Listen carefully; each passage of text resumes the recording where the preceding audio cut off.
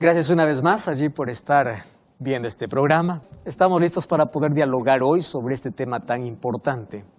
Hace algún tiempo, Adriana, una señorita de 27 años, me contó el conflicto que vivía en casa. No era un conflicto armado, sin embargo, era un conflicto donde ella experimentaba en carne propia una guerra diaria. Cuando tenía 18 años, ella conoció a un muchacho y de una manera apresurada se casó, aun cuando los padres de ella no estaban de acuerdo. Ella fue en contra de la voluntad de los padres, porque el muchacho tenía un problema serio, y es que él tenía el vicio del alcohol y también consumía drogas. Y ella se fue en contra de todo lo que los demás decían, y ella dijo, me caso, y se casó. No pasó mucho tiempo, ella se dio cuenta de que había cometido un error allí en la elección, pero era demasiado tarde. Mucho más porque ella quedó embarazada y allí comenzó el mayor problema, porque él quería que ella pueda abortar a aquel niño y para hacerlo lo pateaba a ella y es más, hizo que ella pueda cometer el aborto. Eso fue algo muy triste en la vida de ella y ella escribía y decía, usted no sabe el conflicto y la guerra que está en casa. Somos dos enemigos durmiendo o viviendo bajo la misma casa y durmiendo en la misma cama.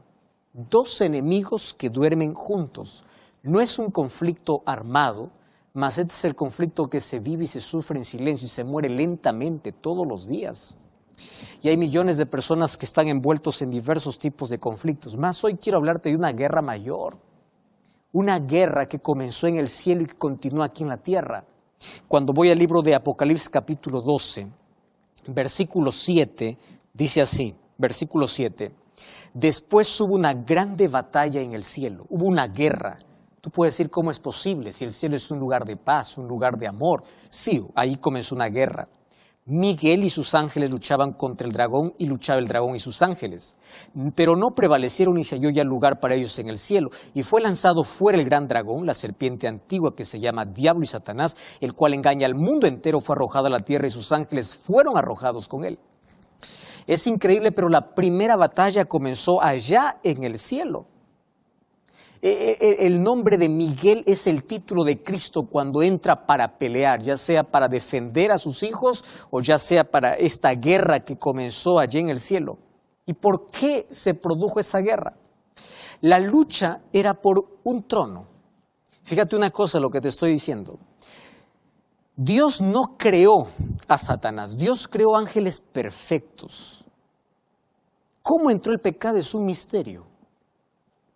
No podemos entender cómo un corazón puro pudo haber sido manchado por el pecado. Pero la Biblia nos revela cuál fue el problema, cómo este ángel perfecto, un querubín creado por Dios perfecto, un día anheló el trono de Dios. Su orgullo lo llevó tan lejos, a tal punto de rebelarse y a tal punto de hacer la primera guerra en el cielo. Y en esa guerra, este enemigo, quien se convirtió en enemigo, ahora fue echado de allá. Una pregunta que por allí surge es, ¿por qué Dios, si sabía que él iba a hacer tanto daño, por qué no lo destruyó inmediatamente? ¿Por qué solamente lo echó, lo botó del cielo? La respuesta es muy simple. Dios había creado a tantos seres en el universo, seres inteligentes, y todos ellos adoran a Dios por propia voluntad. Dios no creó robots, Dios los creó a todos con libre albedrío. Ahora, ¿qué hubiese sucedido si Dios hubiera matado a Satanás inmediatamente? En el universo hubiese quedado la duda de que las acusaciones del enemigo eran razonables y el carácter de Dios quedaría manchado. Y los otros seres ya no obedecerían a Dios por amor. Entonces Dios determinó que en el tiempo se pueda ver quién es el carácter de quién. Porque Satanás quiso desfigurar el carácter de Dios, diciendo que Dios es cruel, Dios es malo. Mas en el tiempo ya está claro para el universo que quien es malo y cruel no es Dios, sino es Satanás. Ahora, este conflicto comenzó allí por un trono. Mira lo que dice el libro de Isaías capítulo 14, versículo 12 al versículo 14. Isaías capítulo 14, versículo 12. Dice así: ¿Cómo caíste del cielo, oh lucero, hijo de la mañana? Cortado fuiste por tierra, tú que debilitabas a las naciones, tú que decías en tu corazón: subiré al cielo, en lo alto junto a las estrellas de Dios, levantaré mi trono. El diablo siempre quiso la adoración, porque quien está en el trono es adorado. Entonces él dijo: yo quiero el trono, yo quiero ser adorado. Y el orgullo convirtió ángeles en demonios y cerró la puerta del cielo. Quiero que preste atención. Un día, cuando él no alcanzó el trono porque perdió la batalla, fue lanzado a la tierra, fue y vendió esa misma idea a Adán y Eva. ¿Qué cosa les dijo? Ustedes serán como dioses. En otras palabras, saquen a Dios de su vida y ustedes pueden adorarse a sí mismos. Ustedes no necesitan de Dios. Y el ser humano aceptó la propuesta diabólica. En otras palabras, sacar a Dios del trono de su vida. Que Dios no controle su vida. Ellos decidieron no más obedecer a Dios y ellos tener el control. Satanás es astuto y hoy está vendiendo esa idea. Tú puedes solo. Tú puedes vivir solo sin Dios. Tú no necesitas de Dios. Lo que necesitas es dinero. Lo que necesitas es placer. Lo que necesitas es otra cosa, menos a Dios. Saca a Dios del trono. Y esa fue la idea de Satanás. Ahora, ¿qué sucede? El ser humano aceptó su propuesta, sacó a Dios del trono de su vida y el mundo cayó en un caos. Entonces, ahora hay enfermedad, hay muertes, hay tragedias. ¿Quién es el culpable? El culpable es Dios. El culpable es el ser humano que sacó a Dios de su vida y se convirtió en un ser cruel y paga las consecuencias. Pero no, Satanás quiere seguir destruyendo, quiere seguir acabando con la imagen perfecta de Dios. Por eso es que acusa a Dios. Ahora, lo que dijo para Adán y Eva es: ustedes no necesitan de él, ustedes serán como dioses. Y ahí está el problema. Tú sabes que la mayor lucha, la mayor batalla de este mundo hoy se vive en cada corazón. Cuando hablo de corazón estoy hablando de mente. En tu mente se disputa todos los días la batalla de quién está en el trono, es decir, quién está al control de tu vida. Tú puedes decir: yo hago con mi vida lo que quiero, nadie está al control de mi vida. No, existen dos poderes en este mundo luchando por tu vida, luchando por tus decisiones, luchando por tu destino, luchando por ti. Ahora, eres tú quien decides de qué lado luchar. ¿Sabes que todos los seres humanos estamos envueltos en este conflicto? Todos, absolutamente todos. No hay nadie que diga: yo no estoy en ningún, o yo no pertenezco a ningún ejército. No, o estás con Dios o estás con el enemigo. Así de simple ocurre eso en esta vida. Por eso el apóstol Pablo dice: la vida es un campo de batalla. Préstame atención, no es un parque de diversiones, es un campo de batalla. Entonces, si la vida es un campo de batalla, yo te invito, dice Pablo, a luchar con Dios. Y Dios te dejó una armadura para luchar contra el enemigo.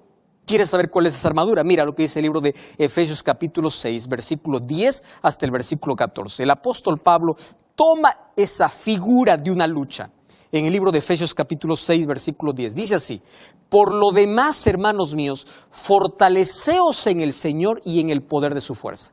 Eso es lindo. Ahora dice: vestíos de toda la armadura de Dios para que podáis estar firmes contra las hechanzas del diablo, porque no tenemos lucha contra sangre y carne, sino contra principados, potestades, gobernadores de tinieblas de este siglo, contra huestes espirituales de maldad en las regiones celestes. Por tanto, tomad la armadura de Dios para que podáis resistir en el día malo, y habiendo acabado todos, estad firmes. Estad firmes, una vez más se repite: ceñidos vuestros lomos con la verdad, vestidos con la coraza de justicia, calzados los pies con el apresto del evangelio, tomad el escudo de la fe, para que podáis apagar los dardos del fuego del maligno, tomad el yelmo de salvación, la espada del Espíritu, que es la palabra de Dios, y orando en todo tiempo. Listo, aquí dice: tú estás en guerra, y si tú sabes que estás en guerra, nadie va a la guerra desprotegido. Y aquí toma la figura, Pablo, de el ejército que él conocía. Resulta que allá en el ejército romano habían tres tipos de soldados. Había un grupo de soldados que eran los novatos, que eran los soldados astatis, eran los principiantes. En la batalla ellos duraban poco. Había un segundo grupo que eran los príncipes. Esos príncipes ya tenían un poco de experiencia, no eran novatos. Y había un tercer grupo que era el grupo de los triarís. El grupo de triarís era el grupo más recio. Ellos tenían un lema, ellos eran los inamovibles, ellos no perdían una batalla. Y el lema que ellos tenían era el siguiente: firmes. No hay chance a retroceder, es avanzar o morir. Ojo con ese lema. O sea, yo no puedo retroceder. Si no avanzo, prefiero morir, pero no retroceder. Eso era el lema del triarí. Y Pablo toma el lema de ese soldado y dice, en esta batalla tenemos que ser como este soldado. Por eso dice, estad firmes, no retrocedan. Al contrario, tomen la armadura. Y él toma la armadura que él conocía. La armadura que conocía de un soldado romano era un yelmo, que era un casco para cubrir su cabeza, era un escudo para cubrir de la nariz hasta los pies, contra los dardos o las flechas que lanzaba el enemigo. Era una coraza para cubrir el corazón y los pulmones. Era una espada para poder luchar. Y era zapatos todoterreno para poder caminar, no importa en el fango o en la arena. Entonces dice, esta es la armadura que debes tener. Solo que ahora esa armadura tiene un significado. Y dice, ¿cuál es el yelmo? El casco, lo que va a cubrir tu cabeza es la salvación. Toma el yelmo de la salvación, que se acepta por la gracia. Y allí dice, toma la coraza de justicia. ¿Quién te va a cubrir el corazón? ¿Quién te va a cubrir la vida? La justicia. ¿Y quién es la justicia? La justicia es Cristo. Cuando tú aceptas la salvación, tienes que aceptar la justicia de Cristo en tu vida. Por Él eres justificado. Y luego dice, toma el escudo de la fe. Tú sabes que el enemigo hasta hoy continúa lanzando allí sus dardos. Esos dardos tenían fuego y tenían veneno. Si un dardo lograba caer en el cuerpo de un soldado, moría por el veneno.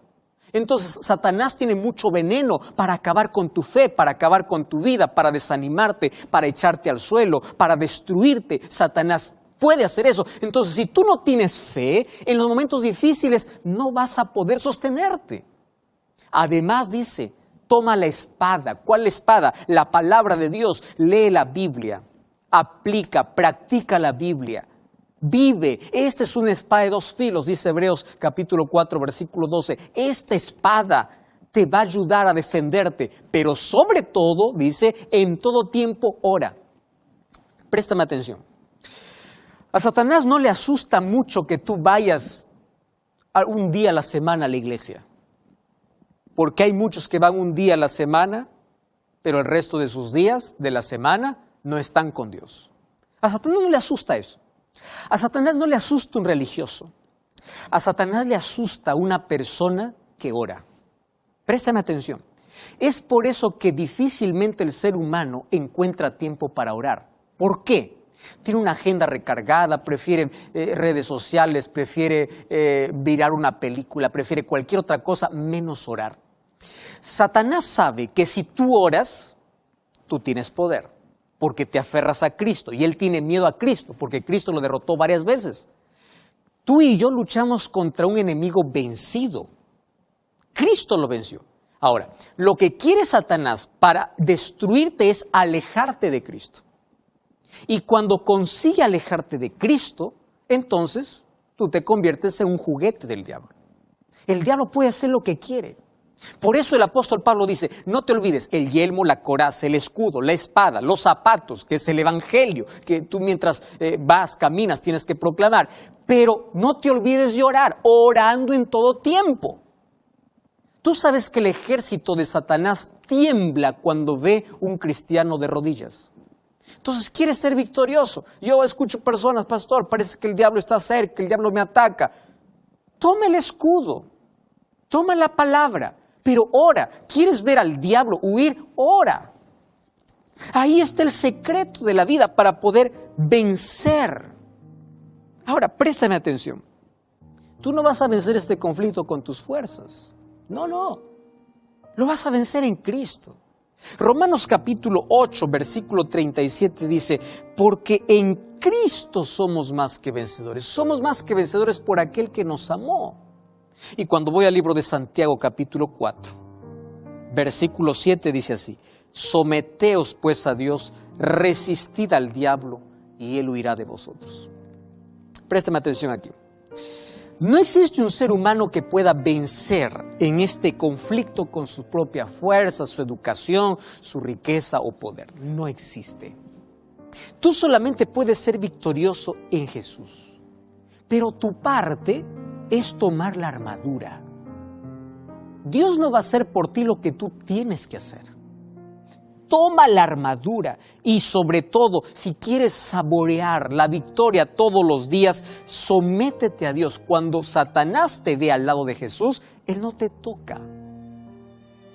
Él no puede vencerte, porque Cristo lo venció varias veces. Lo venció. Él está vencido y Él tiembla. Por eso que quiere separarte de Cristo. Pablo dice: la lucha que tú tienes no es contra carne y sangre. Es contra una organización diabólica que tiene que ver con principados, con potestades, con todo. Ahora, no tengas miedo en este conflicto si sabes de parte de quién peleas. Hace algún tiempo, una persona me contó su historia y decía: pastor, yo viví de todo, experimenté de todo en la vida, alcohol, droga, sexo ilícito, hice tantas cosas equivocadas, pero no tenía paz y tenía mucho miedo al futuro. Un día yo vi con mis propios ojos que mi amigo en un accidente falleció. Eso me dio mucho miedo y dije yo, ¿qué voy a hacer? Si yo muero hoy, yo estoy perdido y yo sé que yo tengo que estar en los brazos de Jesús.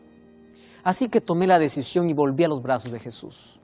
Ahora, pastor, yo tengo paz y ya no tengo miedo, pero parece que todo me va mal. A veces quiero desistir y yo le digo, esa es la lucha. Antes tenías todo, pero no tenías paz. Ahora tienes paz y parece que no tienes nada, porque el conflicto es real. Es real. Y quiero darte una buena noticia. Este conflicto está llegando a su final. Y el enemigo vencido será en breve destruido. Pero no solamente él, sino todos los que lucharon a su lado. Por eso no luches al lado del enemigo, lucha en contra de él. Ahora yo te invito en el nombre de Jesús a tomar la armadura y en este conflicto a no desistir. Estoy hablando para ti que estás desanimado. Estoy hablando para ti que estás renunciando a la fe. Estoy hablando para ti que dejaste de ir a la iglesia por una crítica, porque alguien te ofendió. Estás en un conflicto, ¿lo entiendes? Estoy hablando para ti que estás sin fuerzas. Hoy no estudiaste la Biblia, hoy no oraste. Estás a punto de abandonar todo. ¿Por qué? ¿Te olvidaste que estás en una guerra? ¿Te olvidaste que cuando estás cansado debes correr a los brazos de tu capitán? ¿Te olvidaste que en este conflicto tú puedes saborear la victoria si te aferras de Cristo? Por eso la Biblia dice, someteos a Dios, aférrate a Dios, refúgiate en Dios, corre a Dios y el diablo huirá. Tú no puedes hacer con tus fuerzas, mas lo puedes hacer en el nombre del Señor. Levanta la cabeza, tienes un enemigo vencido. ¿Quieres luchar contra él? Cierra tus ojos, vamos a orar. Querido Dios, hay personas que están sufriendo, hay personas que están luchando, hay personas que no entienden el porqué de lo que está sucediendo, más hoy comprendemos que estamos en un conflicto. Y queremos que, por favor, tú nos ayudes a tomar toda aquella armadura para luchar, pero nuestra mayor defensa pueda ser Cristo. Por eso volvemos a ti, corremos a tus brazos, nos levantamos. Si estamos a punto de desistir, volvemos nuevamente a ti, porque queremos ser victoriosos y la victoria nos da Cristo Jesús. Ayúdanos, danos tu bendición. Nos colocamos en ti, en el nombre de Jesús. Amén. Gracias por acompañarme en este programa. Como siempre, yo te invito a buscar una iglesia adventista del séptimo día. Vamos a seguir aprendiendo sobre la palabra de Dios. Y recuerda que la verdad te da libertad y te prepara para la eternidad. Que Dios te bendiga. Hasta la próxima. Hoy quiero compartir contigo uno de mis textos favoritos. Sin duda, uno en la vida va almacenando allí en su mente algunos textos que fortalecen, que ayudan en esos momentos críticos, porque sin duda todos pasamos por esos momentos. Nadie queda excluido.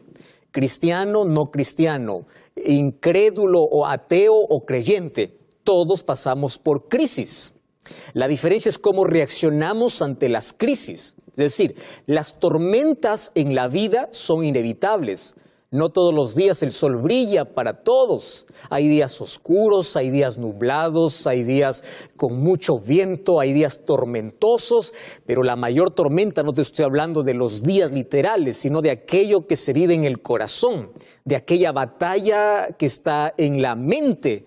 Entonces hoy queremos que Jesús pueda colocar calma en nuestro corazón atormentado y podamos tener calma después de una tormenta que sin duda se levante en la vida. Salmos capítulo 56, versículo 3. Presta atención. Esta es una oración que escribió David y me encanta mucho porque David expresa sus sentimientos de la manera como él lo siente. Él no encubre. Él expresa la manera como él está pasando por la adversidad, por las circunstancias difíciles de la vida. Y Salmo 56 comienza el capítulo diciendo: ten misericordia de mí, oh Dios, porque me devoraría el hombre. Él está hablando de enemigos que le persiguen. Hoy tú puedes decir: ten misericordia de mí, Señor, me devoran las deudas, me devora la crisis, me devora el hambre, me devora, en fin. Cada uno tiene alguna cosa que le persigue en la vida y que le roba la paz. Sin embargo, en el versículo 3, fíjate lo que dice: el día que temo, yo en ti confío. Y voy a repetir este texto porque es impresionante. Y yo quiero que de este texto puedas hacer tu oración diaria, especialmente cuando hay días grises en la vida, cuando se levantan tormentas inesperadas, cuando parece que el barco de la vida está a punto de hundirse, cuando te sientas al borde de un precipicio. Repite en tu corazón, escríbelo si quieres allí en tu puerta, repítelo antes de dormir, colócalo como un cuadro: el día que temo, yo en ti confío. Si las tormentas son inevitables, también es inevitable el miedo a las tormentas. El ser humano quiere una vida tranquila, quiere una vida de paz, anhela la paz. Sin embargo, hay circunstancias difíciles, solo que el ser humano no está preparado para poder atravesarlas, para poder enfrentarlas cuando no tiene fe, cuando no tiene esperanza. Es vulnerable, se quiebra, es muy frágil. Ahora, aquí David dice: el día que tengo miedo, yo en ti confío. El día que temo, en sí la palabra que usa es la palabra temor. Y tú sabes que aquí estoy haciendo una diferencia. ¿Cuál es la diferencia entre miedo y temor? Pues es simple, fíjate aquí. Miedo es una emoción natural que nos protege de un peligro real. Tú estás caminando al lado de un precipicio, tienes miedo, te protege de un peligro real. Tú no cruzas la calle cuando viene un automóvil, porque tú tienes miedo. Es decir, el miedo es necesario hoy en nuestra existencia para librarnos de ciertos peligros reales. Pero el temor, fíjate con lo que te voy a decir, es un sentimiento también, pero no nos protege de un peligro real. Es un sentimiento artificial. Se crea en nuestra mente, a veces es imaginario. Tú sabes que hay personas que tienen temor a subir un avión, tienen temor a animales inofensivos que no hacen nada, no salen de casa si es que hay un animalito tan pequeño que no le hace nada. Eso es temor, es decir, es irracional. Y el ser humano lucha con muchos temores en la vida más que con miedos en la vida. Pero esto se puede agravar y esto se puede convertir en un trastorno. Y el trastorno, ¿qué cosa se llama? Fobia. Una fobia ya es algo que está descontrolado en el ser humano. No puede lidiar, no puede luchar, se siente vencido, siente que va a morir. Fobia. Entonces, yo quiero explicarte así de una manera simple y breve cómo estas tres cosas en la vida nos aprisionan, en la vida nos acongojan, es un peso terrible y nos va a acompañar lamentablemente. Esto es la mala noticia. Primero, el miedo solamente se puede controlar. Tú puedes controlar el miedo. ¿Cuándo va a desaparecer por completo? Cuando Jesús regrese, cuando seamos transformados. Allí va a desaparecer para siempre el miedo. El temor se puede superar. Ojo con la palabra, superar. Porque a veces el temor es la falta de confianza, es la falta de fe. Los mayores temores que tenemos en la vida se debe a la falta de seguridad. Tenemos mucho temor. Nuestros temores son irracionales. Y aquí te voy a explicar algunos de esos temores irracionales. ¿Y las fobias, pastor? Bueno, la fobia necesita un tratamiento, un acompañamiento psicológico y espiritual. ¿Correcto? Entonces tú tienes allí que tratar si ya se trata de una fobia. Pero el miedo se puede controlar. El temor se puede superar y la fobia se tiene que tratar. ¿Por qué se tiene que tratar? Porque muchas de esas fobias son malas experiencias que el ser humano adquirió en la niñez y esa situación traumática le llevó a tener una fobia. Bueno, David dice, el día que yo temo, usa la palabra temor, porque muchos de nuestros temores en la vida son irracionales. No tienen lógica, no tienen sentido para poder existir.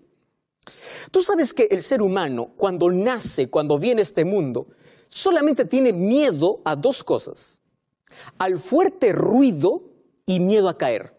Por eso cuando un bebé escucha un fuerte ruido, llora. Cuando siente que va a caer, llora, porque quiere sentirse siempre protegido y estable. En la vida nosotros vamos adquiriendo otros miedos y otros temores. Por ejemplo, una circunstancia que puede llenar nuestro corazón de miedo puede ser alguna situación traumática en la vida. Tú estuviste viajando en un automóvil y tú te accidentaste. A partir de allí, el automóvil te va a recordar accidente.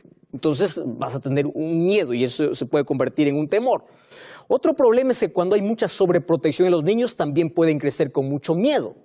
Otra situación es que el ser humano, cuando un niño, por ejemplo, crece al lado de una persona que tiene miedo a una cucaracha, va a pensar que la cucaracha es un enemigo. Cuando crece al lado de personas miedosas, vas a creer o vas a también adquirir algunos de esos miedos.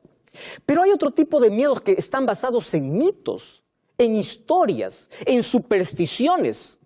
Tanto así que se ha dividido incluso las clases de miedo y temor que el ser humano tiene.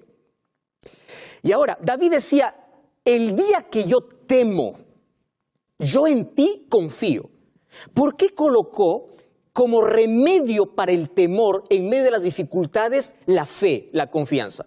Mira, el ser humano por lo menos tiene o está dividido en 6 categorías, 6 clases de miedo al cual el ser humano enfrenta, miedo o temor.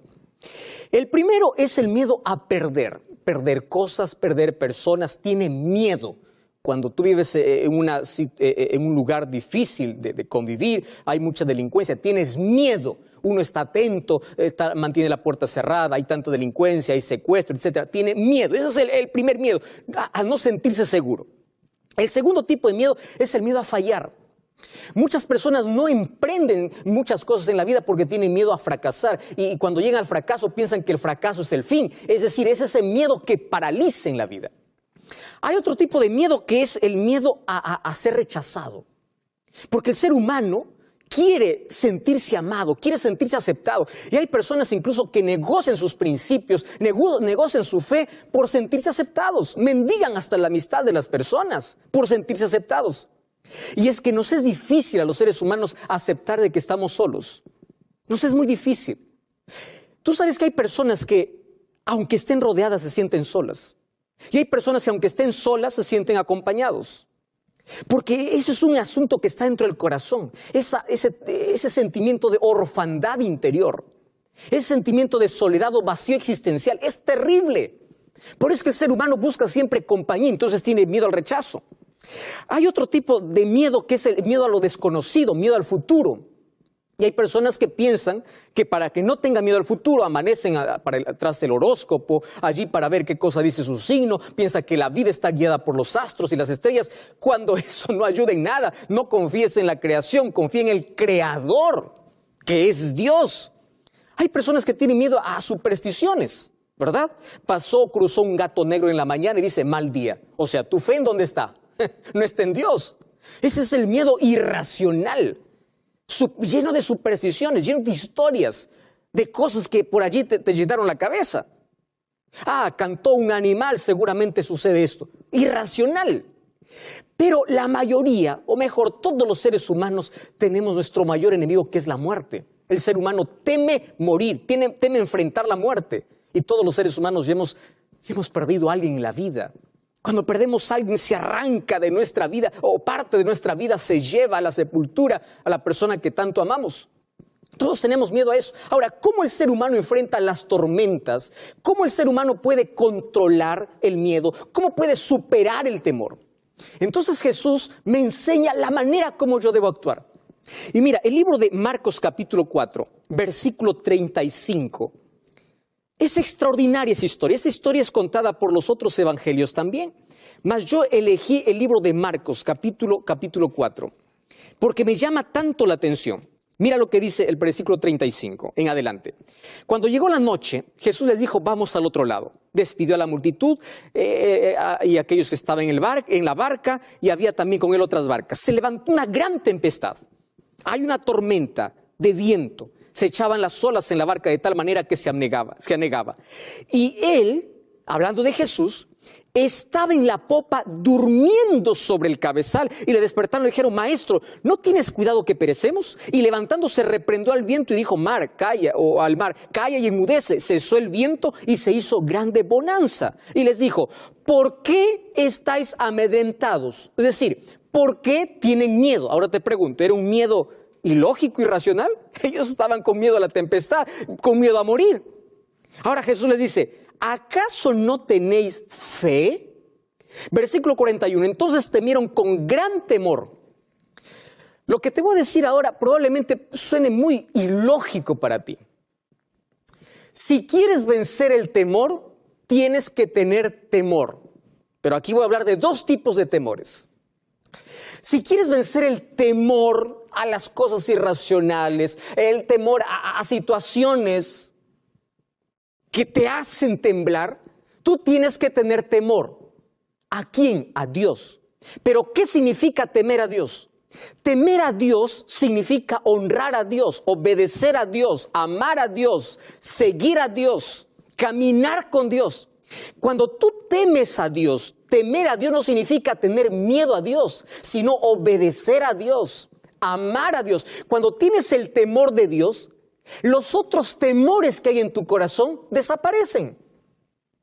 Y aquí Jesús me enseña que es posible que yo incluso pueda dormir en la tempestad. Él estaba durmiendo en la tormenta. ¿Cómo es que alguien puede estar tranquilo en medio de una crisis?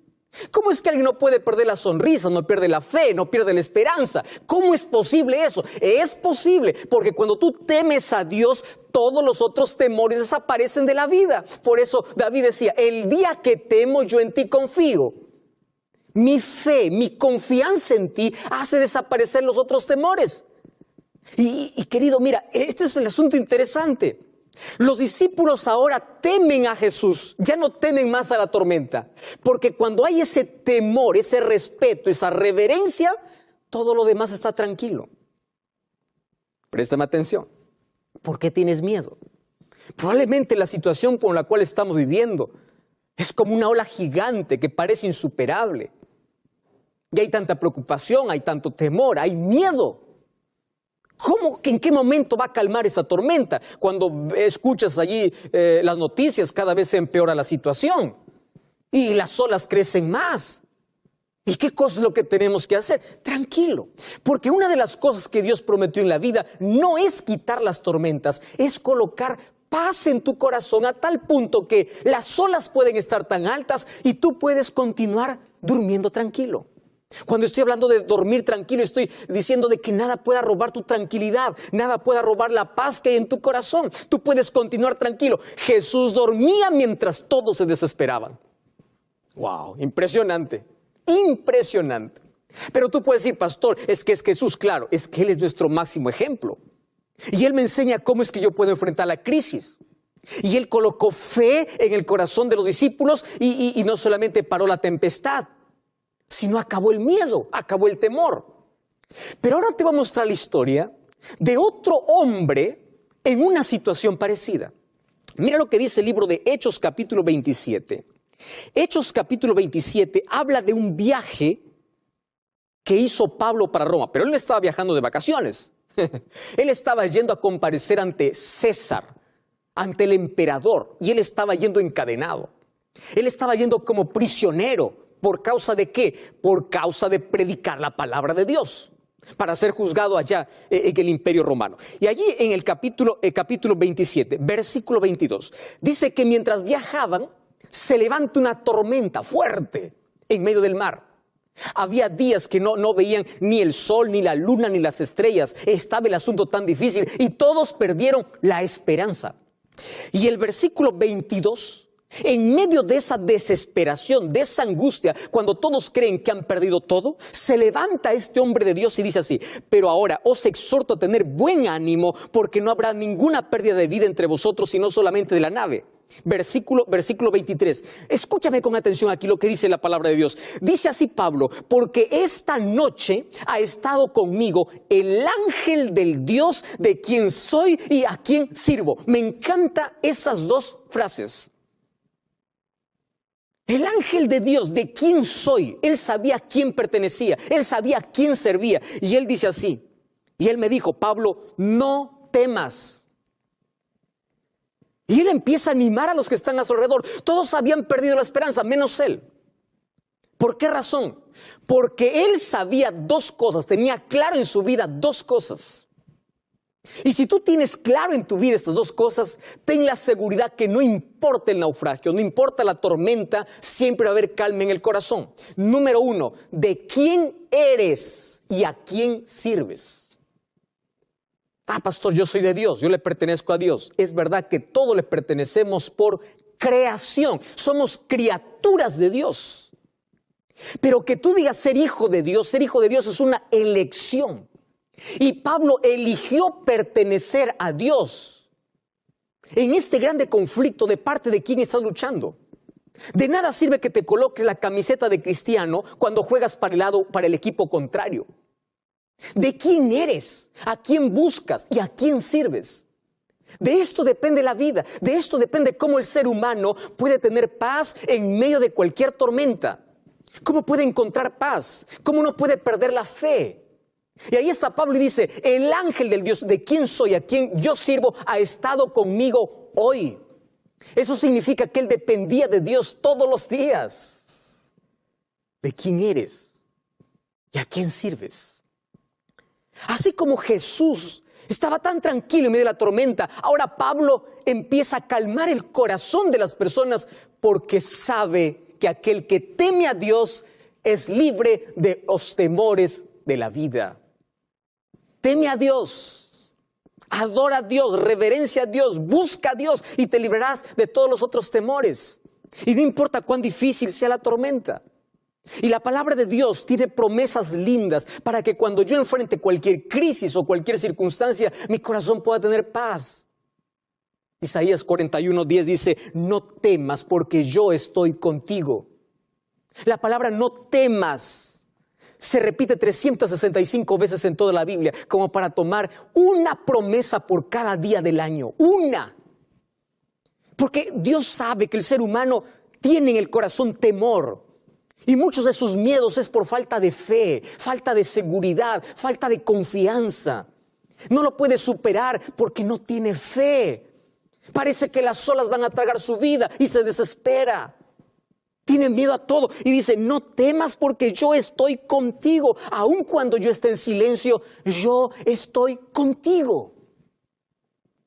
David decía en el libro de Salmos capítulo 34, versículo 4: busqué a Jehová y él me oyó y me libró de todos mis temores. Busca a Dios y él te libra de todos tus temores. Dios no te ha prometido quitar la tormenta. Dios ha prometido estar al control de tu vida en medio de la tormenta. A veces la tempestad no se va a calmar, pero Dios va a calmar tu corazón. Por eso es que David tenía tanta seguridad cuando decía en Salmos capítulo 23: no temeré mal alguno, aunque ande por el valle de sombra y de muerte, no tendré miedo, porque tú estás conmigo. Cuando todos se hayan ido, tú te has quedado. Cuando todos me dan la espalda, tú me extiendes tu mano. Por eso no tengas miedo. Y no te desesperes si la tormenta no pasa. ¿Hace cuánto tiempo estás orando por un empleo y el empleo no llega? ¿Hace cuánto tiempo estás orando por tu salud y continúas enfermo?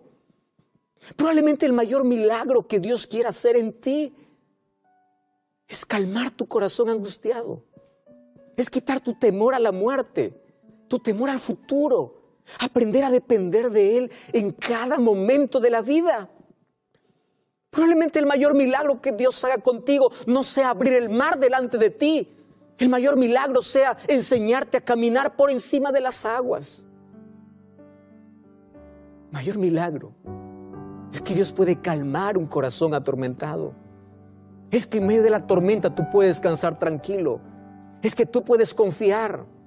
Es que tú puedes tener la seguridad de que no te vas a hundir porque Dios está al control de todo. Y no importa si los milagros no suceden como tú esperas. No importa si la tormenta no cesa en el momento que tú le pides. Dios te dará fortaleza. Dios te dará fuerzas. Dios te ayudará. Dios estará contigo para abrazarte. No digas que Dios te abandonó. Aun cuando haya silencio, aun cuando no encuentre la respuesta que necesitas escuchar, cree, no temas, yo estoy contigo. Cuando camines por el valle de soledad, de sombra o de muerte, no temas, Dios está contigo. Cuando el barco parece hundirse en la vida, no temas porque Dios está al control y el futuro es glorioso para aquellos que confían en Dios. Dios quiere tranquilizar tu vida. Dios quiere colocar su paz en tu corazón. Dios quiere ofrecerte hoy ese maravilloso regalo. Ese regalo de tranquilidad en medio de cualquier dificultad. ¿Sabes una cosa? No hay arcoíris sin tormenta. Y si tú quieres ver las promesas de Dios realizadas en tu vida, enfrenta la tormenta con la total seguridad que Dios está contigo, porque es posible tener paz y calma en medio de la tormenta. ¿Quieres recibir ese regalo en tu corazón? Dios te bendiga. Quiero orar contigo. Querido Dios, nuestro corazón colocamos en tus manos. En el mar de la vida las olas están agitadas. Nuestro barco parece hundirse. Mas hoy queremos que tú puedas calmar nuestro corazón, puedas librarnos de nuestros temores. Ayúdanos a controlar nuestros miedos. Ayúdanos a confiar en ti, que nuestro temor a Dios pueda desaparecer los otros temores de la vida. Aceptamos a Cristo como nuestro Salvador, que puedas colocar paz, esperanza y salvación en nuestro corazón. Acepta nuestra entrega, en el nombre de Jesús. Amén.